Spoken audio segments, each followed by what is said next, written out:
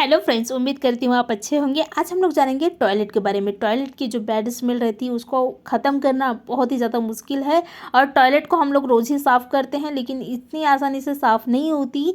और हम लोग टॉयलेट को साफ़ करने के लिए न जाने क्या क्या इस्तेमाल करते हैं। आज मैं बताऊँगी ये रेमेडी से अब जो चीज़ें घर पर रहती है ना, उसी चीज़ें से आप क्या कर सकते हैं, टॉयलेट को साफ़ कर सकते हैं। तो ये मैंने रेमेडी तैयार की हूँ। ये रेमेडी को कैसे तैयार करना मैं वीडियो के लास्ट में बताऊँगी।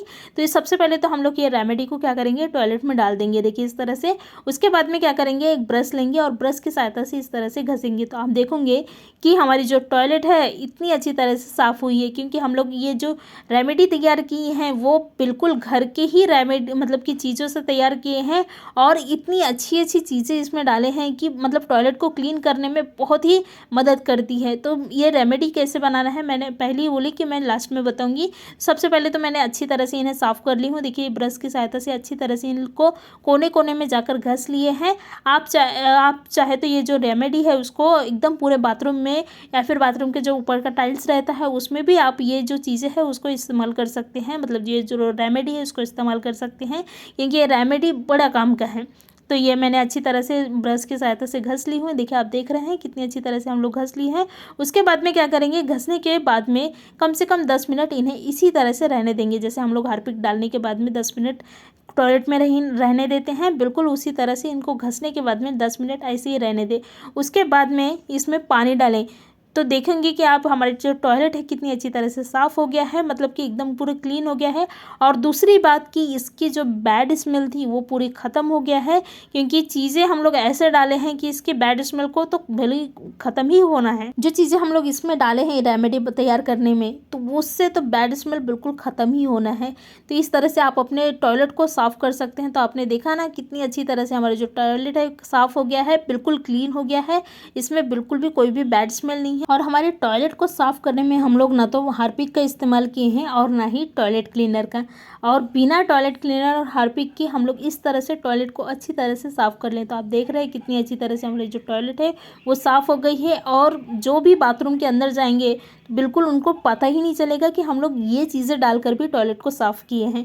तो आप अच्छी तरह से क्या करें, टॉयलेट को साफ़ कर ले। मैंने कर ली हूँ। और आप कौन से शहर से मेरे वीडियो को देख रहे हैं तो प्लीज़ मुझे शहर का नाम जो है वो कमेंट करें, तो मुझे भी पता चलेगा कि मेरी वीडियो जो है कहाँ कहाँ तक पहुँच रही है। और कमेंट में हर हर महादेव लिखना ना भूलें। तो मैंने अच्छी तरह से टॉयलेट को जो है साफ़ कर ली हूँ। आप देख रहे हैं मेरी जो टॉयलेट है वो चमक गई है। तो ये टॉयलेट को चमकाने के लिए हम लोग जो रेमेडी का इस्तेमाल किए हैं वो कैसे बनाएंगे उसके बारे में बताती हूँ।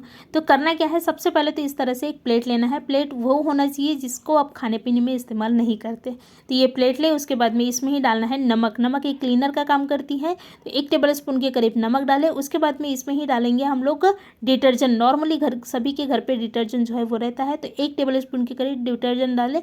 उसके बाद में इसमें डालना है शैम्पू। नॉर्मली शैम्पू भी सभी के घर पे रहता ही है। तो ये 1 रुपये का शैम्पू लेकिन बड़ा काम का है। इससे बहुत ही आसानी से और बहुत ही अच्छी तरह से बैड स्मेल को ख़त्म करने में मदद करती है शैम्पू। तो ये शैम्पू को डालें। उसके बाद में हम लोग डालेंगे सबसे मेन इंग्रेडिएंट्स बोल सकते हैं, डिश वॉशर। ये कि अपने बर्तन को तो साफ़ करती है, साथ में हमारे गैस वट्टा की टाइल्स उसको भी साफ़ करने में मदद करती है।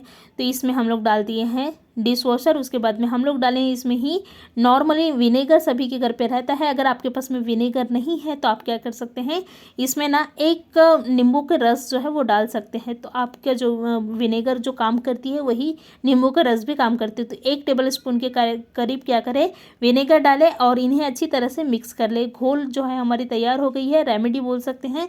तो ये रेमेडी से अगर आप टॉयलेट साफ़ करोगे तो आपकी जो टॉयलेट है एकदम चमकने लगेगी।